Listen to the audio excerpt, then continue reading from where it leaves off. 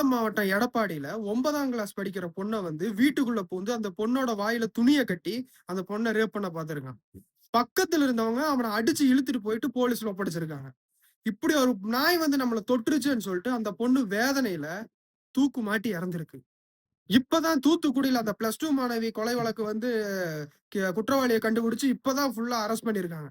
அதுக்குள்ள இப்ப இன்னொருத்தன் நம்ம தமிழ்நாட்டுல தான் ஆல்ரெடி ஒரு வயசான ஒருத்தவங்கள ரேப் பண்ணி கொண்டு போட்டு போன ஒருத்தனுக்கு வந்துட்டு ஜாமீன் குடுத்து அவன வெளிய விட்டு இன்னொரு பொண்ண ரேப் பண்ற அளவுக்கு ஒரு தூண்டுதலை ஏற்படுத்தக்கூடிய வகையில தான் நம்ம நாட்டுல சட்டம் இருக்கு. நான் ஒரு விஷயம் சொல்றேன் மக்களே, நல்லா தெளிவா புரிஞ்சுக்கங்க. நம்ம தமிழ்நாட்டுல பெண்கள் பாதுகாப்பு மற்றும் சட்டம் ஒழுங்குக்கு எதிரா வந்து கடுமையான தண்டனைகள் வந்து நம்ம தமிழ்நாடு அரசு விதிக்க போறது கிடையாது. நம்ம ஏதோ ஒரு ஊர்ல, ஏதோ ஒரு மூலையில நம்மளோட அக்காவோ, தங்கச்சியோ பாலியல் வன்கொடுமைக்கு வந்து ஆளாக்கப்பட்டு, தினம் தினமும் யாராவது ஒருத்தவங்க வந்து வலியிலயும், வேதனையிலயும் துடிதுடிச்சு இறக்க தான் போறாங்க.